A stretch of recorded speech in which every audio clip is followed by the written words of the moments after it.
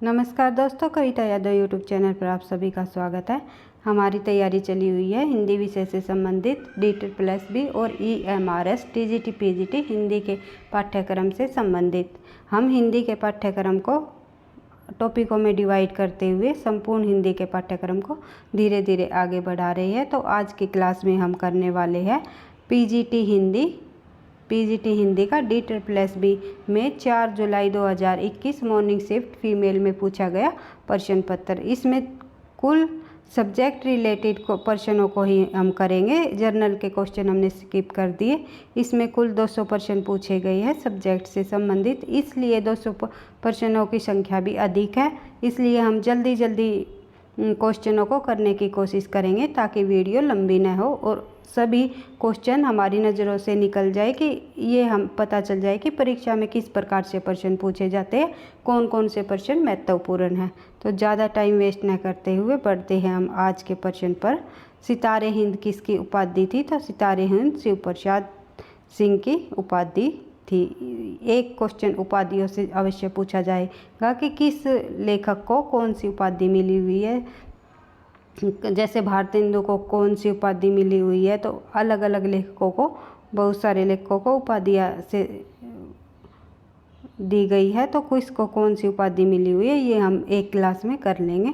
भारत भारती के रचयिता कौन है? भारत भारती के रचयिता मैथिली शरण गुप्त है। आंसर इनके साथ है तो टाइम भी हमें अधिक नहीं लगेगा। राम कैसो जस अद उरद गगन है किसकी पंक्ति है? यह पंक्ति किसकी है? ये रीतिकालीन कवि सेनापति जी की ये पंक्ति है। हिंदी भाषा की लिपि भारतीय संविधान में किसे स्वीकार किया गया? किसे स्वीकार किया गया? ये हो जाएगी हमारी देवनागरी लिपि। जयशंकर प्रसाद की पहली कहानी कौन सी है? ग्राम। जयशंकर प्रसाद की पहली कहानी ग्राम है। मीराबाई को किसकी शिष्या कहा जाता है? रैदास की शिष्या है मीराबाई। अमीर खुसरो ने हिंदी के लिए कौन सा शब्द उपयुक्त किया है? हिंदवी शब्द इन्होंने उपयुक्त किया है। अमीर खुसरो ने खड़ी बोली शब्द का भी प्रथम प्रयोग अमीर खुसरो ने ही किया था। कौन सा एक उपन्यास पूरी तरह किसान जीवन पर आधारित है? किसान जीवन पर आधारित कौन सा उपन्यास है? इनमें से पूरी तरह पूछा हुआ है। वैसे तो थोड़ा थोड़ा वर्णन सभी उपन्यासों में देखने को मिला है, सेवा सदन में भी, निर्मला में भी, कर्म भूमि में भी, लेकिन पूरी तरह से जो किसान जीवन पर आधारित है वो है प्रेम आश्रम। बढ़ते हैं आगे। भारतेंदु की रचनाओं का संग्रह किस नाम से है? भारतेंदु की रचनाओं का संग्रह हमें पता है भारतेंदु ग्रंथावली नाम से है। कई जो लेखकों की जो रचनाओं का संग्रह है उन्हीं के नाम से है, जैसे बद्रीनारायण चौधरी, प्रेमगन की। बढ़ते हैं आगे। रामायण में किस भाषा का प्रयोग किया गया? तो रामायण में संस्कृत भाषा का प्रयोग किया गया। हिंदी का पहला नाटक किसे माना जाता है? आनंद रघुनानंद, जो हिंदी का सबसे पहला नाटक माना जाता है। आप बता सकते हो कमेंट बॉक्स में कि आनंद रघुनानंद के लेखक कौन है। बढ़ते आगे। शुक्ल जी के अनुसार हम्मीर रासो के रचनाकार कौन है? शुक्ल जी के अनुसार हम्मीर रासो के जो रचनाकार है वो सारंगधर सूरी हैं। कौन सी रचना जैसी की नहीं है? चिताई वार्ता जैसी की नहीं है। तो जैसी की नहीं है चिताई वार्ता कि तो किसकी? एक आदिकाल में कवि हुए हैं, नारायण दास की रचना है चिताई वार्ता। चोटी की पकड़ की विधा क्या है? चोटी की पकड़ की विधा है उपन्यास। पढ़ते हैं नेक्स्ट। उसने कहा था किसकी कहानी किस वर्ष सरस्वती में छपी? उसने कहा था, यानी कि सीधा सीधा ये पूछा गया है कि उसने कहा था कहानी का प्रकाशन वर्ष कब है? तो 1915 ईस्वी उसने कहा था, जो कि चंद्रधर शर्मा गुलेरी की एक प्रमुख कहानी है। उन्होंने 3 कहानियाँ लिखी। कौन कौन सी? आप ये भी कमेंट बॉक्स में लिख करके बता सकते हो। विद्यापति ने किस भाषा में काव्य रचना की? विद्यापति ने मैथिली भाषा में काव्य रचना की। प्रेम वाटिका के रचनाकार कौन है? प्रेम वाटिका के रचनाकार है रसखान जी। रसखान ही है, देख लेते हैं। हाँ, रसखान प्रेम वाटिका के रचनाकार हैं। बढ़ते हैं आगे।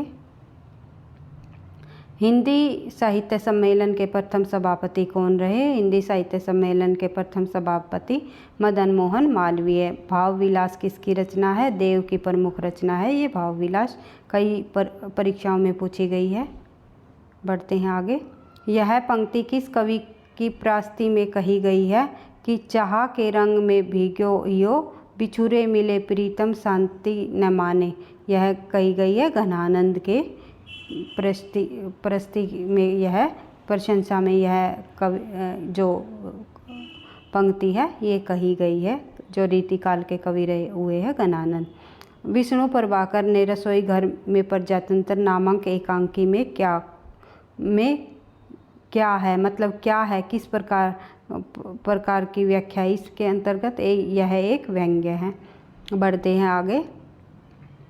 रामचंद्रिका की रचना किसकी है? रामचंद्रिका की रचना है केशवदास की। केशवदास की रामचंद्रिका की रचना है। केशवदास की और अन्य प्रमुख रचनाएं हैं। रीतिकाल के कवि हुए हैं केशवदास जी, लेकिन कुछ रचनाएं इन्होंने भक्ति काल के अंतर्गत भी लिखी है, जो मैं कंटेंट कराऊंगी आपको अच्छे से सारी चीज़ें समझाते हुए चलूँगी। केशवदास ने एक आध्यात्मिक ग्रंथ लिखा, उसका क्या नाम है? विज्ञान गीता इनका एक आध्यात्मिक ग्रंथ है। क्या नाम है उनका? विज्ञान गीता। विज्ञान गीता जो है इनका केशवदास का आध्यात्मिक ग्रंथ है। बढ़ते हैं आगे। रामचरितमानस में कितने कांड और अध्याय है? 7 कांड है इसके अंतर्गत। और जो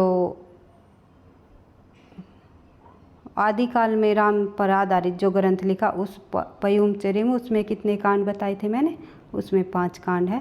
पहान पूजे हरि मिले तो मैं पूजूं पहाड़, यह उक्ति किसकी है? यह कबीर दास की है कि पहाड़ पूजे से हरि मिलता है तो मैं पूरा का पूरा पहाड़ पूज लूँ, यानी कि पत्थर पूजे से पूजन से अगर हरि भगवान की प्राप्ति होती है तो मैं पूरा का पूरा पहाड़ ही पूज लूँ तो मुझे भगवान मिल जाए। तो बढ़ते हैं आगे। हरिवंश राय बच्चन की रचना क्या बोलूँ क्या याद करूँ किस कोटि के अंतर्गत आती है? यह एक आत्मकथा है। हरिवंश बच्चन की जो क्या बोलूँ क्या याद करूँ, इनके 4 आत्मकथाएँ लिखी थी, 4 भागों में बांटा था। नीड़ का निर्माण, ये सभी आपको आगे देखने को मतलब मैं आगे आपको जब आत्मकथा मैंने कराई थी उसमें भी मैंने आपको एक एक करके समझा दिया था। चिंतामणि किस काल के कवि है? रीतिकाल के कवि है चिंतामणि। रामचंद्र शुक्ल के अनुसार खड़ी बोली गद्य की पहली रचना कौन सी है? तो हो जाएगी चंदबंद बरबन की महिमा खड़ी बोली की ये प्रथम रचना है, जो कि गंग कवि की है। बढ़ते हैं आगे। मैं अमानिशा उगलता गगन अंधकार, एक सेकंड भाई ये थोड़ा दिखाई नहीं दे रहा।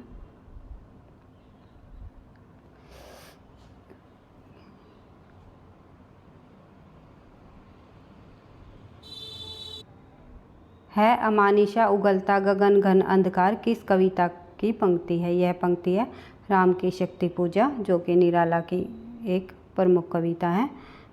गिरती दीवारें किसका उपन्यास है? ये है उपेंद्रनाथ अश्क जी का। हिंदी साहित्य सम्मेलन की स्थापना कब हुई? 1910 ईस्वी में हिंदी साहित्य सम्मेलन की स्थापना हुई। और प्रगतिशील लेखक संघ की स्थापना 1936 ईस्वी में, जो कि मुंशी प्रेमचंद्र जी ने की थी। जॉर्ज पंचम की नाग कहानी का लेखक कौन है? कमलेश्वर जी है इस कहानी के लेखक। कबीरदास की भाषा कैसी थी? सदुकड़ी भाषा थी, कई भाषाओं का मेल था इसमें के अंतर्गत। इतिहास तिमिर नाशक ग्रंथ के रचयिता कौन है? राजा शिव प्रसाद सिंह सितारे, जो कि इतिहास तिमिर नाशक एक महत्वपूर्ण रचना इनकी, ये इनके रचयिता है। निम्नलिखित नाटकों में कौन सा नाटक भारतेंदु द्वारा लिखित नहीं है? इनमें से कौन सा नाटक भारतेंदु द्वारा लिखित नहीं है? नील देवी, अंधेर नगरी, भारत दुर्दशा, ये सभी नाटक भारतेंदु जी के हैं। भारत सौभाग्य इनका नहीं है। केशवदास कवि होने के साथ साथ क्या थे? केशवदास कवि होने के साथ साथ एक आचार्य भी थे। रीतिक काल के जितने भी जो कवि रहे हैं वे सभी आचार्यों की श्रेणी में गिने जाते हैं। गुलेरी जी की उसने कहा था कहानी का सार क्या है? उसने कहा था कहानी का सार है निस्वार्थ बलिदान की भावना। सुदामा चरित्र किसके द्वारा रचित काव्य ग्रंथ है? यह नरोत्तम दास के द्वारा रचित काव्य है सुदामा चरित्र। नई कहानी वर्ग के कहानीकारों में निम्नलिखित में से किसका नाम नहीं आता? किशोरीलाल गोस्वामी का नाम नहीं आता, मोहन राकेश का, राजेंद्र यादव और कमलेश्वर जी का इनका नई कहानी के अंतर्गत इनका नाम आता है। बढ़ते हैं आगे। इन क्वेश्चन कराने का मेरा उद्देश्य यही है कि आपको संपूर्ण पाठ्यक्रम की अच्छे से समझ हो जाए, पता चल जाए कि हाँ कहानी, उपन्यास, निबंध, नाटक और अन्य जो विधाएँ हैं विविध से भी पत्रकारिता इनसे और उपनामों से किस प्रकार से प्रश्न पूछे जाते हैं, आदिकाल से कैसे प्रश्न पूछे जा रहे हैं, भक्ति काल से, रीतिकाल से, और क्या एक ही टॉपिक को लिया हुआ है या संपूर्ण हिंदी को इंक्लूड किया हुआ है। हमें जब तक जिस भी एग्ज़ाम को हम देख रहे हैं तो लगभग जो हमारा पाठ्यक्रम हमने निर्धारित किया हुआ है संपूर्ण पाठ्यक्रम से ही प्रश्नों को उठाया हुआ है। एक दो प्रश्न हर एक टॉपिक से पूछे जाते हैं, इसलिए हमें किसी भी टॉपिक को हल्के में नहीं लेना है और उसकी डेप्थ नॉलेज लेते हुए प्रश्नों को करते हुए चलना है। निम्नलिखित में से कौन सा सूर्यकांत त्रिपाठी द्वारा रचित उपन्यास नहीं है? तो यह है पूर्ण प्रकाश, इनका सूर्यकांत त्रिपाठी का नहीं है। प्रभावती, सूर्यकांत त्रिपाठी मतलब कि निराला जी। प्रभावती, रुपमा और अलका, ये तीनों इनके निराला के जो है उपन्यास है। कवि निराला ने किसे हिंदी के विशाल मंदिर की सरस्वती कहा है? महादेवी जी को इन्होंने विशाल मंदिर की सरस्वती कहा है। निराला से भी देखो कि 2-3 प्रश्न पूछ लिया जाता है, ऐसा नहीं कि किसी एक लेखक से या एक काल से एक ही प्रश्न आता है या 2 प्रश्न, कई प्रश्न पूछ लिए जाते हैं। बढ़ते हैं आगे। निम्नलिखित विकल्पों में से उस विकल्प को चुनिए जो दिए गए शब्द युग्म का सही अर्थ वाला विकल्प है। यानी कि इसमें से अव्यय और उभय का मतलब क्या है? अव्यय मतलब निडर, उभय मतलब दोनों। राम की शक्ति पूजा के विषय में कौन सा कथन असत्य है? राम की शक्ति पूजा में देख लेते हैं। राम की शक्ति पूजा में राम मानव अधिक और ईश्वर कम है, ये सही है बिल्कुल। राम की शक्ति पूजा का कथानक रामचरितमानस पर आधारित है, ये बिल्कुल गलत है। राम की शक्ति पूजा रामचरितमानस पर आधारित नहीं है। और किस रचना पर आधारित है राम की शक्ति पूजा? किस रचना पर आधारित है? ये कीर्तिवास की जो बंगला कवि हुए हैं रामायण, उस पर आधारित राम की शक्ति पूजा है, रामचरितमानस पर नहीं है। राम को रावण पर विजय का वरदान देवी से प्राप्त हुआ, ये बिल्कुल सही है। राम को शक्ति पूजा का सुझाव जामवंत ने दिया, ये भी बिल्कुल तथ्य सही है।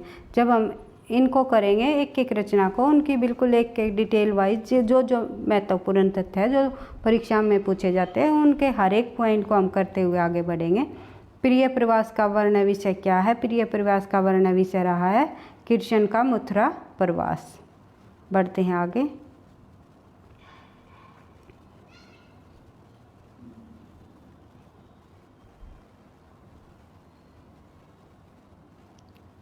तुलसीदास ने निम्नलिखित ग्रंथों को रचनाकार के अनुसार आरोही क्रम में लगाइए। जो तुलसीदास के ग्रंथ दिए गए हैं उनको रचनाकाल के अनुसार हमें लगाना है। पहले गीतावली, फिर रामचरितमानस, जानकी मंगल, कवितावली आ जाएगा। बढ़ते हैं आगे। निम्नलिखित विकल्पों में से कौन सा विकल्प नीचे दिए गए शब्द का सही विलोम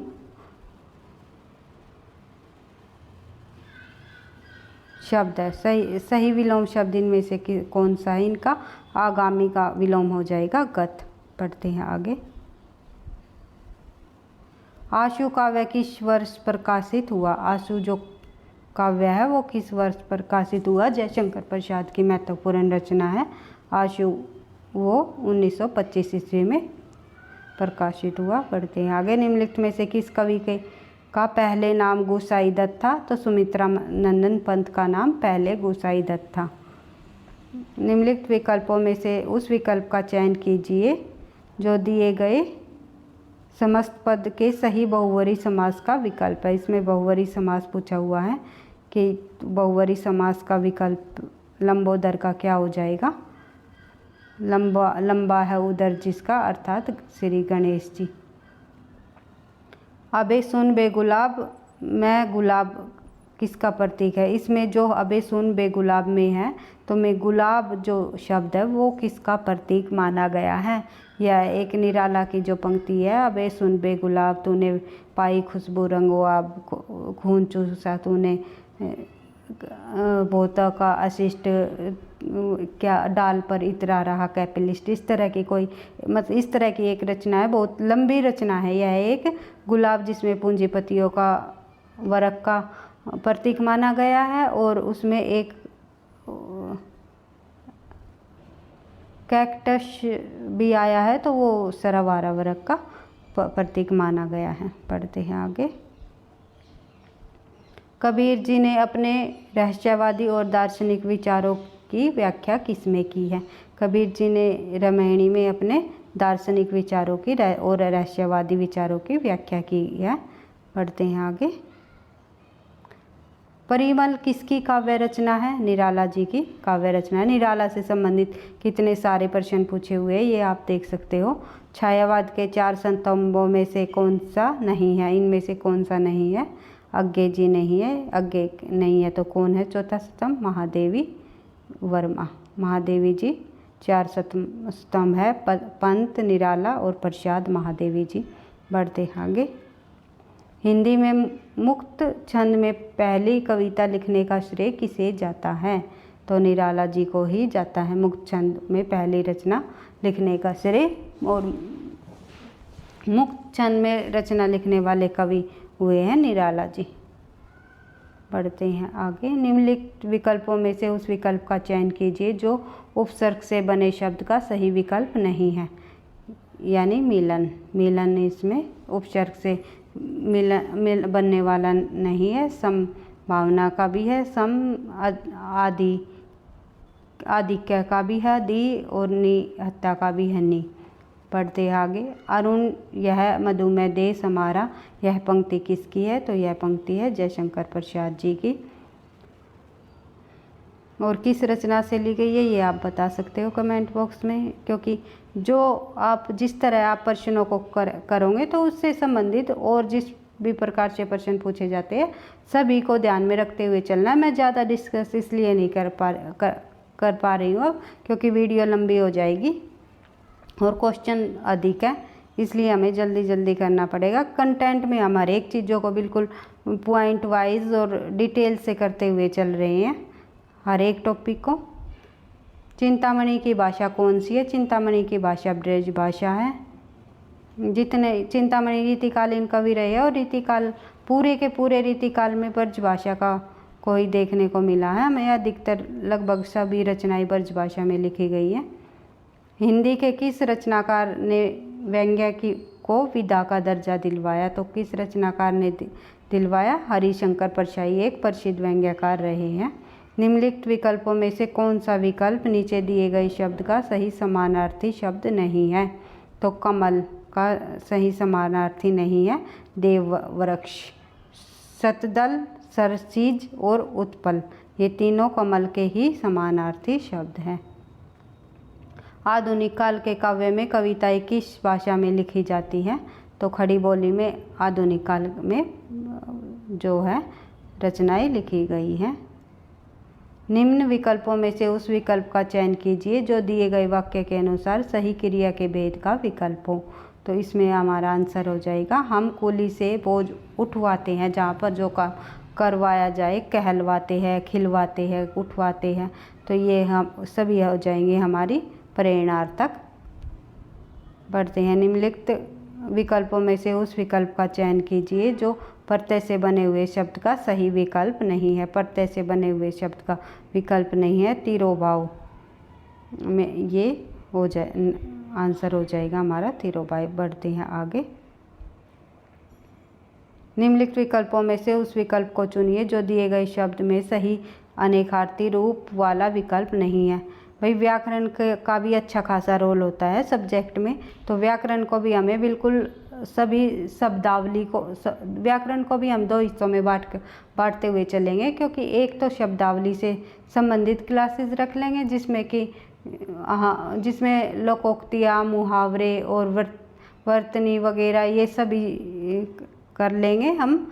और जैसे श्रुति, भिन्नार्थक शब्द ये और एक कंटेंट की क्लास रखेंगे हम, जैसे वर्णमाला का टॉपिक किया, संज्ञा, सर्वनाम, कारक, इनकी डिटेल वाइज एक एक क्लास करते हुए विद प्रश्नों के साथ करते हुए आगे बढ़ेंगे। तो उसको भी नहीं इग्नोर करना है हमें। व्याकरण को भी हमें आसान लगती है, ये लगता है कि ये तो हमें हो जाएगा, ये तो है, लेकिन परीक्षा में ये आंसर अब आपके सामने है, इसलिए आपको थोड़ा ये लग रहा है हाँ ये इसका ये आंसर है और ये आसान क्वेश्चन है। इन्हीं क्वेश्चनों में, आसान क्वेश्चन में ही हम कंफ्यूज होते हैं परीक्षा में। तो बिल्कुल ध्यान से तैयारी करते हुए आगे बढ़ना है हमें। निम्नलिखित विकल्पों में से उस विकल्प को चुनिए जो दिए गए शब्द में सही अनेकार्थी रूप वाला विकल्प नहीं है। तो क्षेत्र का आंसर हो जाएगा बाघ, इसमें से इसका विकल्प नहीं है, यानी कि अनेकार्थी वाला ये शब्द इसमें बाघ नहीं है। दे, तीर्थ, खेत ये सभी क्षेत्र के ही समानार्थी है। बढ़ते हैं आगे।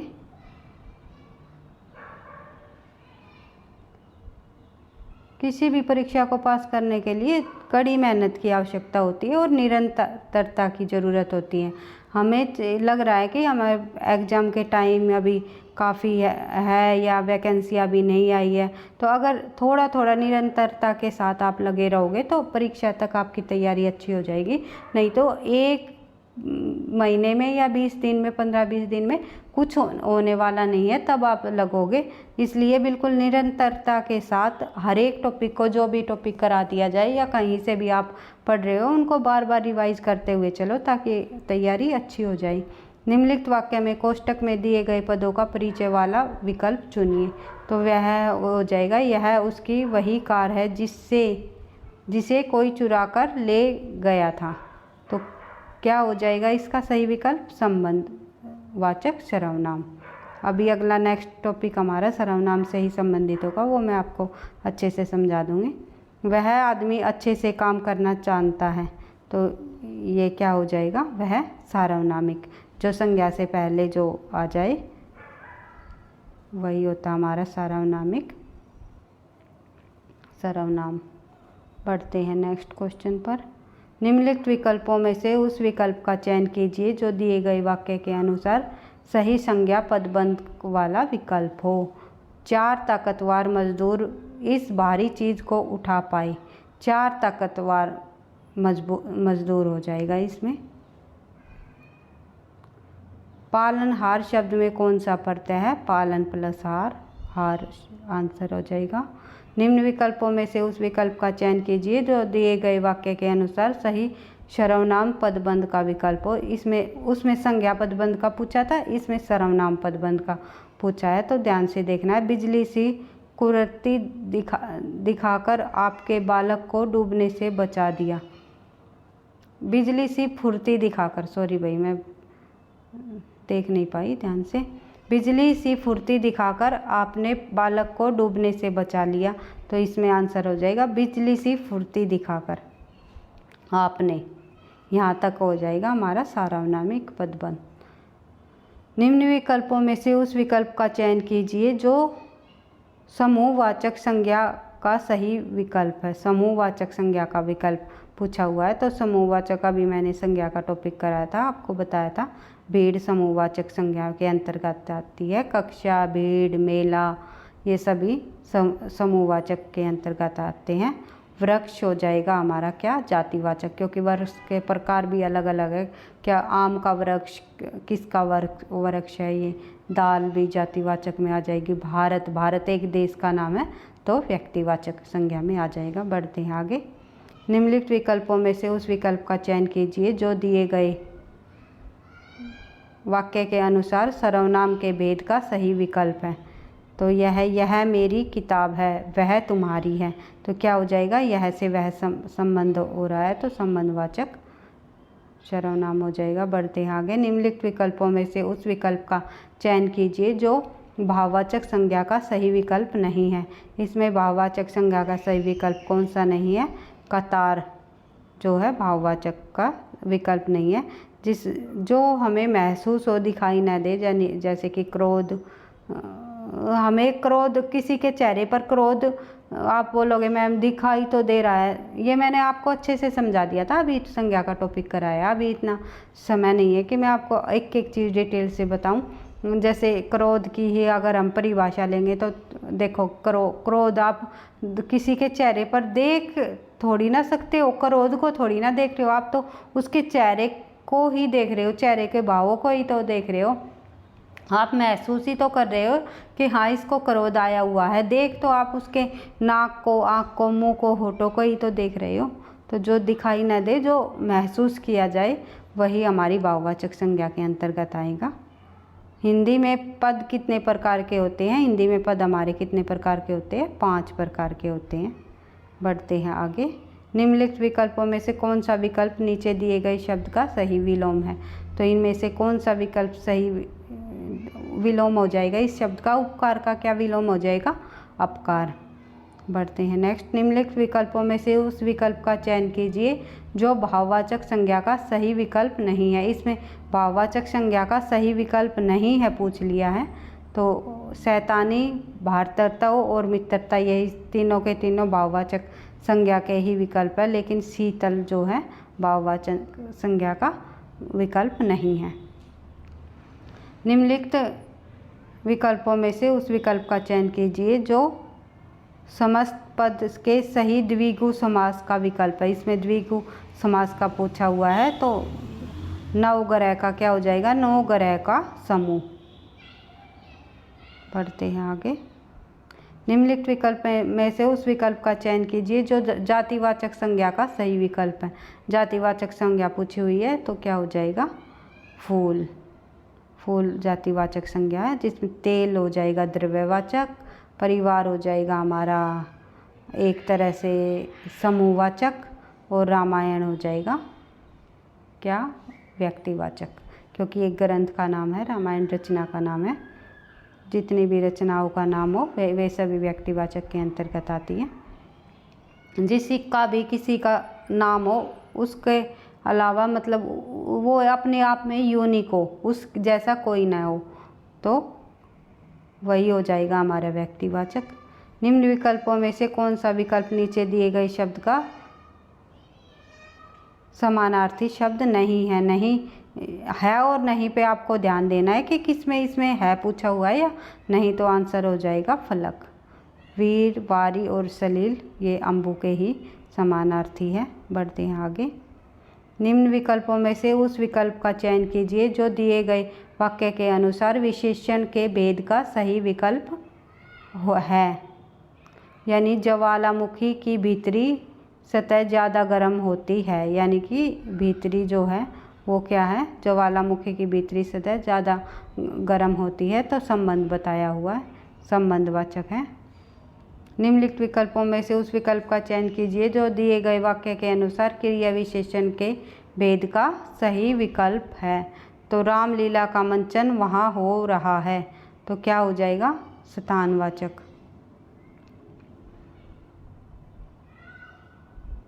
बढ़ते हैं आगे। निम्नलिखित विकल्पों में से उस विकल्प को चुनिए जो दिए गए शब्द युग्म का सही अर्थ वाला विकल्प है। तो क्या हो जाएगा? करकट का हो जाएगा कूड़ा, और इस वाले करकट का मतलब हो जाएगा केकड़ा। पढ़ते हैं आगे। नीचे दिए गए शब्द में उपयुक्त संधि भेद का सही विकल्प चुनिए जो चतु प्लस में वाद, चतुष्यवाद। नीचे दिए गए शब्दों का सही संधि वाला विकल्प पहचानिए। नर प्लस ईश, नरेश। संधि से भी प्रश्न पूछे गए हैं। व्याकरण के अंतर्गत भी सभी टॉपिकों को इंक्लूड किया गया है, समास भी लिया गया है, संधि भी लिया गया है, प्रत्यय, उपसर्ग भी, इसलिए हमें सभी टॉपिकों को अच्छे से कवर करते हुए चलना है। निम्नलिखित विकल्पों में से संयुक्त वाक्य को पहचानिए। वाक्य से भी प्रश्न लिया गया है, तो संयुक्त वाक्य कौन सा है? तो उसका काम बन जाए इसलिए वह किसी से सिफारिश करने कराने के चक्कर में नहीं है। बढ़ते हैं आगे। निम्नलिखित विकल्पों में से सरल वाक्य चुनिए। इसमें सरल वाक्य कौन सा है? श्वेता नए कपड़े लेकर आई है। जिसमें बीच में दो वाक्य ना हो या किसी भी तरह का एक दूसरे पर आश्रित ना हो, बिल्कुल सिंपल सीधा वाक्य जो होता है वही हमारा सरल वाक्य होता है।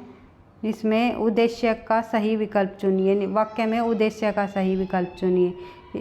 दीपा की दादी बहुत अच्छी कहानियाँ सुनाती हैं। दीपा की दादी बहुत अच्छी कहानियाँ सुनाती है, तो इसमें उद्देश्य क्या हो जाएगा हमारा? दीपा की दादी। दीपा की दादी जो हो जाएगा वो हमारा उद्देश्य हो जाएगा। एक तरह से आप समझ सकते हो तो उद्देश्य और विधेय क्या होते हैं इसमें हिंदी के अंतर्गत जो आते हैं हमारे उद्देश्य और विधेय, वे होते हैं हमारे। अगर हम इंग्लिश में आप लोग आजकल अधिक समझने लगे हो चीज़ों को, हिंदी तो इंग्लिश में आप समझ सकते हो, तो ये होते हैं सब्जेक्ट और ऑब्जेक्ट। अब आपको ढूंढने में कठिनाई नहीं होगी, आसानी से आप ढूंढ सकते हो वाक्य के अंतर्गत कि एक वाक्य में कौन सा उद्देश्य है, कौन सा विधेय है। तो उद्देश्य होता है हमारा सब्जेक्ट, सब्जेक्ट होता है वो होता है उद्देश्य, और जो ऑब्जेक्ट होता है हमारा वो होता है हमारा विधेय। कई बार परीक्षा में पूछा जाता है कि उद्देश्य और विधेय बताओ वाक्य में। डॉक्टर राजेंद्र प्रसाद भारत के प्रथम राष्ट्रपति थे। इसमें क्या वाक्य का भेद पूछा हुआ है? तो ये एक विधानवाचक वाक्य है। बढ़ते हैं आगे, थोड़ा जल्दी जल्दी कर लेते हैं भाई। नीचे दिए गए शब्दों का सही संधि वाला विकल्प पहचानिए। क्योंकि एक क्लास में हम पूरा एक कम पेपर को ही कंप्लीट करने की कोशिश करेंगे, हाफ हाफ अगर हम करते हैं तो इतना सही नहीं रहता। ये नहीं पता चलता कि ये क्वेश्चन पेपर हमने कर लिया, ये रह गया, कितना कर लिया, इन चीज़ों का थोड़ा सा वो हो जाता है। इसलिए हम जो भी प्रश्न पत्र करेंगे, जिस भी टीजीटी पीजीटी संबंधी, चाहे फिर नेट का करें या फिर टीजीटी पीजीटी संबंधी किसी भी स्टेट की का प्रश्न पत्र करें, हम पूरा कंप्लीट ही करते हुए आगे बढ़ेंगे। थोड़ा जल्दी जल्दी कर लेंगे क्योंकि कंटेंट की क्लास में तो हम हर एक चीज़ को समझते हुए पढ़ते हुए चल रहे हैं, और यहाँ पर हमें देखना सिर्फ ये है, प्रश्नों को ध्यान में रखना है कि प्रश्नों पर फोकस रखना है कि क्या क्या किस तरह से प्रश्न बनते हैं, क्या क्या पूछे जाते हैं, इम्पोर्टेंट प्रश्न कौन से हैं, इन्हीं चीज़ों को हमें पकड़ना है। और इनकी पहचान भी हम तभी कर पाएंगे जब हम अधिक से अधिक प्रश्न पत्रों को करेंगे। तो महाउर्मी का क्या हो जाएगा? महोर्मी। बढ़ते हैं आगे। निम्नलिखित विकल्पों में से मिश्र वाक्य को पहचानिए। वाक्य से भी कई प्रश्न पूछे गए हैं।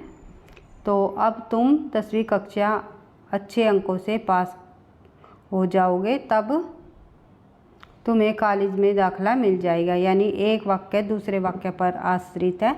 एक वाक्य पूरा हो गया, पहला वाक्य कि तुम पास हो जाओगे, फिर उसके बाद इसी वाक्य से संबंधित हमें दूसरा ये काम कर लोगे तो ये हो जाएगा, तो ये हो जाएगा हमारा मिश्र वाक्य। बढ़ते हैं आगे। वाक्य को भी मैं आपको एक एक को अच्छे से समझा दूंगी ट्रिक वाइज। निम्नलिखित वाक्य में उद्देश्य का सही विकल्प चुनिए। फिर उद्देश्य पूछ लिया। इसमें रोहन गृह कार्य करने के लिए अभी अपने मित्र के घर गया है, तो क्या हो जाएगा हमारा? रोहन जो हो जाएगा वो उद्देश्य हो जाएगा। निम्नलिखित वाक्य में विधेय का सही विकल्प पहचानिए। युवराज ने 1 ओवर में 6 छक्के लगाए। 1 ओवर में 6 छक्के, यानी कि जो हमारा जो कारक होता है, कारक के बाद जो वाक्य आएगा वो आएगा विधेय, और जो कारक से पहले वाक्य होता है वो होता है हमारा उद्देश्य। बढ़ते हैं आगे।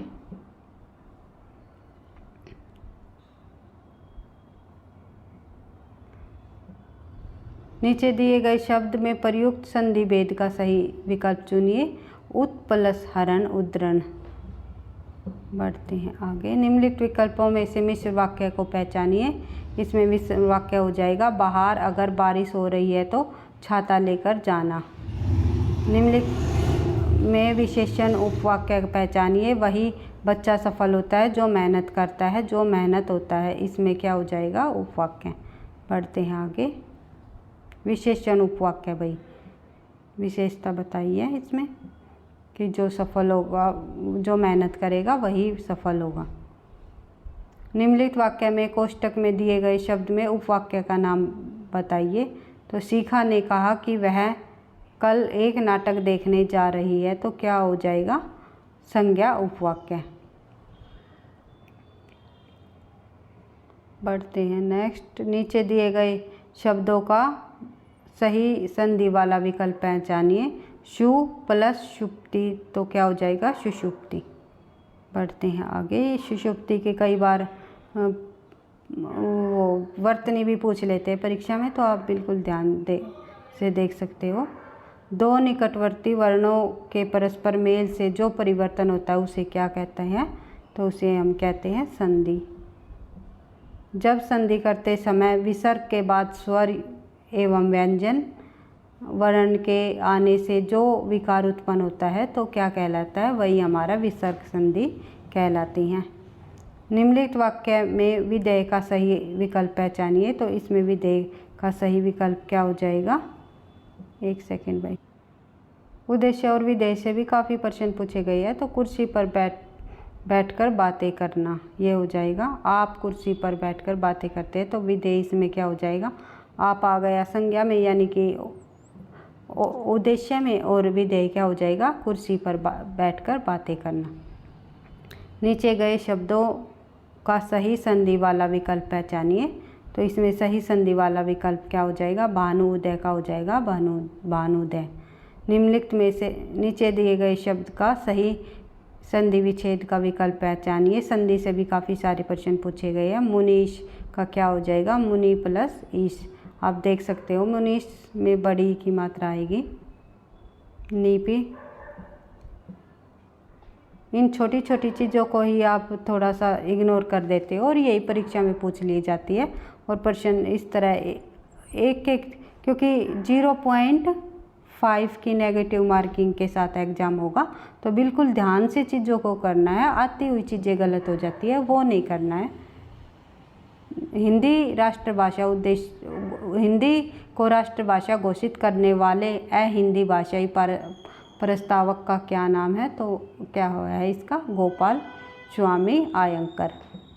बढ़ते हैं नेक्स्ट क्वेश्चन पर। नीचे दिए गए शब्द का सही संधि विच्छेद विकल्प पहचानिए।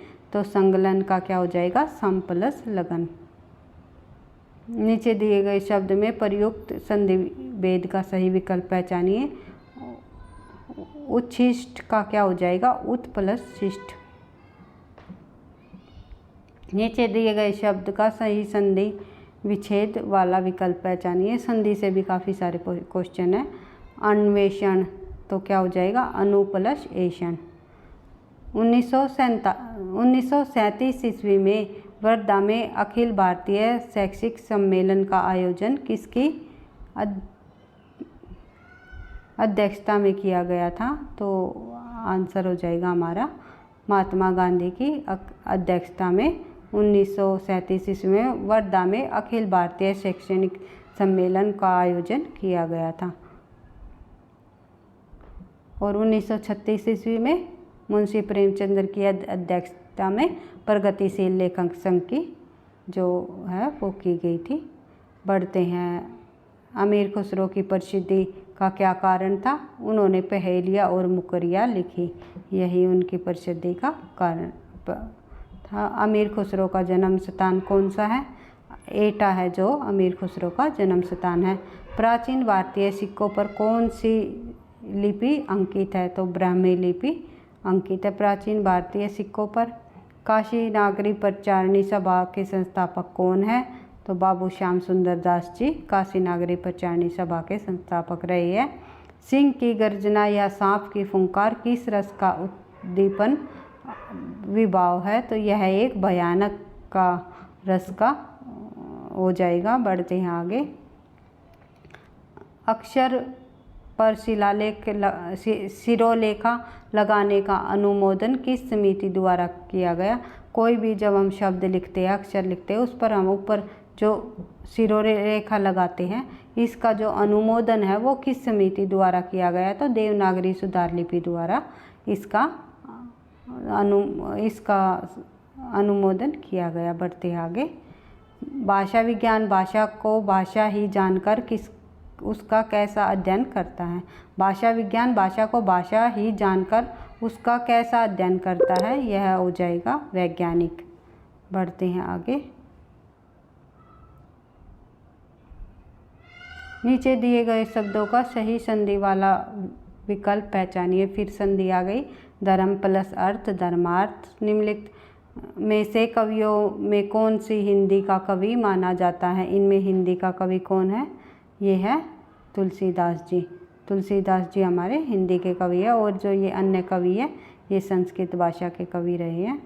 बढ़ते हैं आगे। हिंदी के विषय में भारतीय संविधान में क्या लिखा गया, तो क्या लिखा गया, हिंदी राजभाषा है। हिंदी को अभी राष्ट्रभाषा घोषित नहीं किया गया, हिंदी अभी राजभाषा है। वैसे हम कह देते हैं हिंदी राष्ट्रभाषा है, लेकिन पूरी तरह राष्ट्रभाषा घोषित नहीं किया गया है, हिंदी को राजभाषा घोषित किया गया है। हिंदी को राजभाषा घोषित, और जो राजभाषा आयोग का गठन किन्होंने किया, ये क्वेश्चन भी एक परीक्षा में कई बार पूछा जाता है। तो बीजे खरे होता है 1956 ईस्वी में राजभाषा आयोग का गठन किया गया। रात दिवस पूनम आमा सुख दुख छाया धूप, यह जीवन बहुरूपिया बदले कितने रूप, यह कौन सा छंद है। इस जो पंक्ति है इसमें कौन सा छंद है, ये इसमें दोहा छंद है। नागरी लिपि को दक्षिण में क्या कहा जाता है, तो नंदी नागरी कहा जाता है। दक्षिण में क्या कहा जाता है, नंदी नागरी कहा जाता है। किस लिपि को, नागरी लिपि को। बढ़ते हैं नेक्स्ट क्वेश्चन पर। राजभाषा अधिनियम 1976 के अनुसार हिंदी प्रयोग की दृष्टि से देश राज्यों को कितनी श्रेणियों में बांटा गया है, तो 3 श्रेणियों में बांटा गया है। कौन कौन सी 3 श्रेणियां हैं, कै, ख और गै।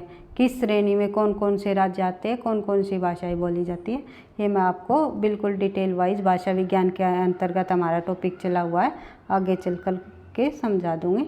बढ़ते आगे। राम को रूप निहारती जानकी कंगन के नक की परिछाई, याते सवे सुधी भूली गई कर टेक रही पल हारत नाही। यह पंक्ति कौन सा रस है, इस पंक्ति में रस पूछा हुआ है, तो यह इसमें रस है श्रृंगार रस। बढ़ते हैं नेक्स्ट क्वेश्चन पर। जहाँ एक शब्द या भिन्नार्थक अर्थों में प्रयोग हो वहाँ कौन सा अलंकार होता है, वहाँ यमक अलंकार होता है, आपको पता ही है। भारतेंदु युग की साहित्यिक पत्रिका आनंद कादम्बरी के संपादक कौन रहे, तो बद्रीनारायण चौधरी प्रेमगंज जी आनंद कादम्बरी के संपादक रहे। निम्नलिखित विकल्पों में से कौन सा साक्षात्कार के समय की जाने वाली त्रुटि नहीं है। साक्षात्कार के प्रश्नों का स्पष्ट व पारदर्शी होना, यह एक त्रुटि नहीं है। और अन्य जो 3 ऑप्शन आप पढ़ सकते हो, तो ये सभी की सभी त्रुटियां हैं। यानी साक्षात्कार के समय सामान्य घबराहट, साक्षात्कारताओं का अचेतन पूर्वाग्रह, साक्षात्कार में व्यर्थ शब्दावली को परिभाषित करना, ये शायद अभिव्यक्ति माध्यम से प्रश्न आ गए हैं आगे। बस अब कुछ थोड़े से ही प्रश्न बचते हैं, वे भी हम जल्दी जल्दी कर लेंगे, फिर हमारे 200 को प्रश्न कंप्लीट हो जाएंगे सब्जेक्ट रिलेटेड। तो एक व्यक्ति द्वारा अपने भावों को और विचारों को दूसरे के समक्ष प्रस्तुत करने हेतु ध्वनि संकेत हेतु भाषा का प्रयोग क्या कहलाता है, तो यह क्या मौखिक अभिव्यक्ति कहलाता है। ये चला साथ ले मुझे कनक, जो भिक्षुक लेकर श्रवण कनक, पंक्ति में कौन सा अलंकार है, इस पंक्ति में उत्प्रेक्षा अलंकार है। इसमें जो शब्द आ गया ना, तो अलंकार करेंगे तब हम ट्रिक देख लेंगे कि कौन सा शब्द आने पर कौन सा अलंकार होता है। जैसे उपमा के अंतर्गत कौन कौन से शब्द की पहचान की जाती है, उत्प्रेक्षा के अंतर्गत हमें कौन से शब्द देखने को मिलेंगे। द राइज, अब नहीं, अभी नहीं आई है भाई भाषा अभिव्यक्ति किससे संबंधित क्वेश्चन, इनमें बीच बीच में है अभिव्यक्ति से संबंधित क्वेश्चन भी, ये उसके बाद हमारे पैडागोजी से संबंधित क्वेश्चन आएंगे। The rise and growth of Hindi journalism, शोध प्रबंध किसका जो ग्रंथ है, यह है डॉक्टर रामरतन भटनागर का है। इसको आप याद कर सकते हो एक नोटबुक में नोट करके, क्योंकि नई ग्रंथ है, मतलब नया क्वेश्चन है, तो किसी भी परीक्षा में पूछा जा सकता है।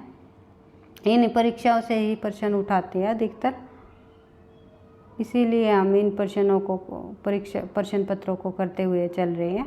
पत्रकारिता पत्र पत्रिकाओं के लिए समाचार लेख एकत्रित तथा संपादित करने, प्रकाशन आदेश देने का कार्य।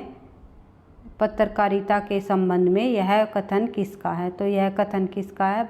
डॉक्टर बद्रीनाथ कपूर जी का यह कथन है। क्या कथन है, एक बार और देख लेते हैं हम। पत्रकारिता पत्र पत्रिकाओं के लिए समाचार लेख एकत्रित तथा संपादित करने, प्रकाशन आदेश देने का कार्य है। यह जो कथन है यह किसका? पत्रकारिता के संबंध में डॉक्टर बद्रीनाथ कपूर का। नागरिक पंचानी पत्रिका का प्रकाशन कब शुरू हुआ? तो 1996 ईस्वी में नागरिक पंचानी पत्रकारिता का जो है प्रकाशन हुआ। पढ़ते हैं नेक्स्ट क्वेश्चन पर। निम्न में क्या रिपोर्ट लेखन की गलत विधि है? तो आयोजन स्थल का नाम लिखना जरूरी नहीं, यह इसमें गलत दिया गया है। जरूरी होता है सिर फट गया उसका वही, मानो अरुण रंग का घड़ा हो। पंक्ति में कौन सा अलंकार है? तो मानो जानो जनू जो त्यों आ जाए, तो ये हो जाएगा हमारा उत्प्रेक्षा अलंकार। रेडियो में विज्ञापन की शुरुआत कब से हुई? तो 1923 ईस्वी में रेडियो में विज्ञापन की शुरुआत हुई। बनारस अखबार के प्रकाशन का कार्य निम्नलिखित में से किसके द्वारा किया गया? यह किया गया शिव प्रसाद सितारे हिंद के द्वारा। चंपक हरवा अंग मिली अधिक सुहाई, जानी परेश ये हीरे जब कुंभलाई। तो यह कौन सी, इसके अंतर्गत कौन सा छंद है? यह है बरवे छंद है। रहीमन पानी राखिए बिन पानी सब सून, पानी गए न उबरे मोती मानुष चून। यह इसमें कौन सा अलंकार है? श्लेष अलंकार है। अलंकारों से संबंधित भी प्रश्न पूछे जा चुके हैं। विज्ञापन बनाते समय ध्यान रखने योग्य बातों के संबंध में कौन सा विकल्प गलत है? तो विज्ञापन का मूल्य और उसकी उपलब्धता के बारे में बिल्कुल भी नहीं लिखे, ये बिल्कुल गलत दिया गया इसमें। आगे नदियाँ पड़ी अपार, घोड़ा कैसे उतरे पार, राणा ने सोचा इस पार, जब तक था घोड़ा उस पार। इसमें क्या हो गया? अतिशोक्ति, बढ़ा चढ़ाकर बात कर दी गई है। जिसमें बढ़ा चढ़ाकर बात कर दी गई उसमें अतिशोक्ति अलंकार होता है कि आगे नदियाँ पड़ी अपार, घोड़ा कैसा उतरे पार, राणा ने सोचा इस पार, तब तक घोड़ा था उस पार। क्या इतनी तेज़ी से घोड़ा गया कि एक पल में ही उस पार पहुंच गया। ये बढ़ा चढ़ाकर बात की गई है। तो जनसंचार के आधुनिक माध्यमों में सबसे पुराना माध्यम कौन सा है? प्रिंट माध्यम सबसे पुराना माध्यम है। उपमेय में उपमान की संभावना होने से कौन सा अलंकार होता है? तो उत्प्रेक्षा अलंकार होता है। इसमें शब्द की जिस शक्ति के कारण किसी शब्द का साधारण व प्रचलित या मुख्य अर्थ समझा जाता है तो उसे क्या कहते हैं? उसे अभिधा शब्द शक्ति कहते हैं। 3 प्रकार की शब्द शक्तियाँ होती है, अभिधा, व्यंजना और लक्षणा। निम्नलिखित रचना के शिक्षण में कौन सी विधि पहले अपनाना सही नहीं है? तो सरल से जटिल की ओर। लिखित रचना के शिक्षण में कौन सी विधि पहले अपनाना सही होता है? सही नहीं बोल दिया। मैं जब ऑप्शन पढ़ा तो मैंने देखा ये तो सही होती है, तो हमारा आंसर नहीं और है में आपको कंफ्यूज नहीं होना है, बिल्कुल ध्यान से देखना है कि सही होता है तो क्या होता है? सरल से जटिल की ओर। ये बिल्कुल सही है, हम सरल से जटिल की ओर ही करते हैं जो भी कोई शुरुआत में तैयारी करते हैं। तो रस मीमांसा किसकी कीर्ति है? तो आचार्य रामचंद्र शुक्ल की एक प्रमुख आलोचनात्मक कीर्ति रही है रस मीमांसा। बढ़ते हैं आगे। केवल मनोरंजन न कवि का कर्म होना चाहिए, उसमें उचित, आगे पंक्ति नहीं है लेकिन उसमें यही है, उसमें उचित उक्ति का भी मर्म होना चाहिए। इसी तरह से कोई पंक्ति है तो ये हो जाएगी हमारी मैथिली शरण गुप्त की प्रमुख पंक्ति है। किस भाषा को आरंभ से पिंगल नाम दिया गया है? तो ब्रज भाषा को आरंभ से पिंगल नाम दिया गया है, जिसमें अपभ्रंश प्लस ब्रज भाषा का मेल होता है, वही हमारी कौन सी होती है? पिंगल। तो पिंगल जो जिस भाषा में मेल होता है वंश के साथ वो पिंगल होती है। निम्नलिखित विभत्स रस का स्थायी भाव कौन सा है? तो जुगुप्सा जो है विभत्स रस का स्थायी भाव होता है। हल्दी घाटी नामक महाकाव्य के रचयिता कौन है? तो श्याम नारायण पांडे। बिल्कुल इम्पोर्टेंट ग्रंथ है ये श्याम नारायण पांडे का हल्दी घाटी, कई बार परीक्षा में पूछा गया है। डिंगल भाषा का अर्थ क्या है? तो डिंगल भाषा का अपभ्रंश के योग से बनी शुद्ध राजस्थानी है वो डिंगल भाषा का। कुंतक ने वक्रोक्ति के कितने भेद व उपभेद माने? कुंतक ने वक्रोक्ति के कितने भेद व उपभेद माने हैं? वे कुंतक ने वक्रोक्ति के 6 भेद और 41 उपभेद माने हैं। बिल्कुल डेप्थ क्वेश्चन लिया गया है काव्य शास्त्र से ही। हमारे जो कुंतक वक्रोक्ति के संप्रदाय के प्रवर्तक रहे हैं कुंतक, उनसे संबंधित है। सात्विक अनुभाव की संख्या कितनी मानी गई है? सात्विक अनुभाव की संख्या 8 मानी गई है। नाट्यशास्त्र के रचयिता कौन है? तो भरत मुनि जी है वो नाट्यशास्त्र के रचयिता है। थोड़ा और जल्दी देख लेते हैं भाई। ईशा अल्लाह खां द्वारा कौन सी पुस्तक लिखी गई है? रानी केतकी की कहानी ईशा अल्लाह खां द्वारा लिखी गई पुस्तक है। उत्पत्तिवाद या आरोपवाद किस आचार्य का मत है? भट्ट लोलट का यह मत है उत्पत्तिवाद व आरोपवाद। स्वांत सुखाए कहकर किसने उसे वाक्य का प्रयोजन स्वीकार किया? तुलसीदास जी ने। निम्नलिखित महाकाव्य के संबंध में दिए गए कथनों में असत्य कौन सा है? तो संपूर्ण महाकाव्य में आदि से अंत तक एक ही छंद का प्रयोग होना चाहिए, ये बिल्कुल असत्य है। निज भाषा उन्नति है ये सब भाषा को मूल, यह पंक्ति किसके द्वारा? यह भारतेंदु जी की पंक्ति है। भाषा विज्ञान अध्ययन के लिए सामग्री कहाँ से ग्रहण की? यह प्रचलित भाषा और साहित्य से ली गई। निम्नलिखित में से कौन सा काव्य मीमांसा के रचनाकार है? राजशेखर जी है वह काव्य मीमांसा के रचनाकार रहे हैं। जिस रचना में वाचक विशेषण और वाच्य विशेषण अपने अभिधेय अर्थ को गौण बनाकर काव्यार्थ या व्यंग्यार्थ व्यक्त करते हैं वह ध्वनि कहलाती है। ध्वनि के संबंध में यह वाक्य किसका है? तो किसका हो जाएगा? आनंदवर्धन जी का यह वाक्य है। हितरिंगनी किसकी रचना है? कृपाराम जी की हितरिंगनी रचना है। भाषा का विशिष्ट ज्ञान कौन करता है? तो भाषा विज्ञान ही भाषा का विशिष्ट ज्ञान करता है। क्षेत्रीय TV cable network banner poster आदि के द्वारा छोटे क्षेत्र में किसी वस्तु के प्रचार प्रसार के लिए किसे विज्ञापन का प्रयोग किया जाता है? यह एक स्थानीय विज्ञापन का प्रयोग होता है। इसमें छत्तीसगढ़ी बोली किस प्रदेश की बोली है? यह मध्य प्रदेश की बोली है छत्तीसगढ़ी। शुक्ल जी ने राशो शब्द की उत्पत्ति किसके द्वारा मानी? रसायन से मानी। संगीनों का साया किसका काव्य संग्रह है? प्रभाकर माचवे का है यह। और पश्चिमी का अंधानुकरण करने की कोई ज़रूरत नहीं, पर पश्चिमी के विरोध के नाम पर मध्यकाल में तिरस्कृत मूल्यों को भी अपनाने की ज़रूरत नहीं, किसके द्वारा कहा गया? यह कहा गया धर्मवीर भारती जी के द्वारा। मनोविनोद भाग 1, 2, 3 किसकी रचना है? यह श्रीधर पाठक जी की रचना है। और चिंतामणि भाग 1, 2, 3 यह किसकी है? यह रामचंद्र शुक्ल की है। इस तरह एक दूसरे से रिलेट करते हुए हमें चीज़ों को तथ्यों को याद करते हुए चलना है। जो उससे संबंधित उससे मिलता जुलता अगर कुछ भी हो तो हमें तुरंत ही हमारे माइंड में आना चाहिए कि हाँ ये इससे संबंधित है तो वो उस दूसरे से संबंधित। इस तरह उच्छ्वास किसका काव्य संग्रह है? पंत जी का एक प्रसिद्ध काव्य संग्रह है ये उच्छ्वास। गीतावली किसकी काव्य कीर्ति है? तुलसीदास जी की। सर्जना के क्षण किसकी कविता है? अज्ञे जी की। सुमित्रानंदन पंत को ज्ञानपीठ पुरस्कार अपनी किस रचना पर मिला? चितंबरा पर। मैंने ज्ञानपीठ पुरस्कार से संबंधित भी आपको वीडियो दे दी है। नींद के बादल काव्य संग्रह के लेखक कौन है? केदारनाथ अग्रवाल। निम्न में से कौन सी शंभुनाथ द्वारा रचित कीर्ति नहीं है? तो कौन सी हो जाएगी? देशांतर जो कीर्ति है वो शंभुनाथ द्वारा रचित नहीं है। अब आ गया हमारा एक पैराग्राफ से संबंधित प्रश्न पूछे गए हैं तो इसको हम कर देते हैं स्किप।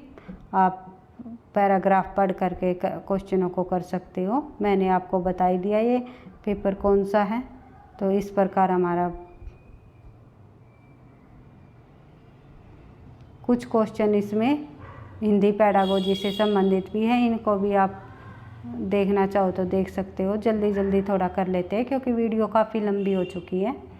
और क्रिटिक आंसर हो जाएगा इसमें, क्रिटिकल पेडागोगी को प्रतियोगियों के बीच अधिक सशक्त चेतना को बढ़ावा देने के लिए उपागम के रूप में माना जाता है। किसने सर्वप्रथम बुद्धि उपलब्धि शब्द गढ़ा? तो ये हो जाएगा हमारा विलियम स्टर ने। कौन सा सिद्धांत गेस्टाल्ट मनोविज्ञानों द्वारा किया गया है? ये हो जाएगा अंतर्दृष्टि अधिगम। किसे किसी दिए गए एक विषय पर चर्चा करने के उद्देश्य से लोगों के एकत्रीकरण के रूप में परिभाषित किया जा सकता है? तो ये हो जाएगा हमारा सेमिनार। ADHD का विस्तार इसमें पूछा हुआ है, तो हो जाएगा अटेंडेंस डेफिशिएट हाइपरएक्टिविटी डिसऑर्डर। आप देख सकते हो। बढ़ते हैं आगे। शिक्षा के मूल कारक छात्र, शिक्षक, शैक्षणिक संस्थान और डैश है, क्या है? पाठ्यक्रम। शिक्षा के मूल कारक दिखाई गई है। तो इसमें अनुभवों पर कल्पनात्मक परिवर्तन और विमर्श शामिल है, जिससे छात्रों को अपने मन में विचारों को क्रियान्वित करने की अक्षमता का विस्तार करने में मदद मिलती है। यह है हो जाएगा नाटक। नवजात महिला बच्चों की विचारपूर्वक हत्या को क्या कहा जाता है? महिला शिशुवध कहा जाता है। Learning disabilities in language in known as, ये किसी बच्चे ने इंग्लिश में ही अटेंड किया हुआ है, तो ये हो जाएगा डिस्फिया। तो ये जो हमारे जो पढ़ने लैंग्वेज पढ़ने से संबंधित है, जो वो ये हमारा जो विकार है वो क्वेश्चन पूछा हुआ है। तो लिखने से संबंधित, पढ़ने से संबंधित और जो है गणना से संबंधित, इस प्रकार के जो विकार है वे पूछे गए हैं। हेंग्स गुर्गन इसे नक के अनुसार अंतर्मुखता और बहिर्मुखता आयाम का आधार क्या है? के कार्य पद्धति में है आरोही जालीदार सक्रिय प्रणाली है। ये आंसर हो जाएगा।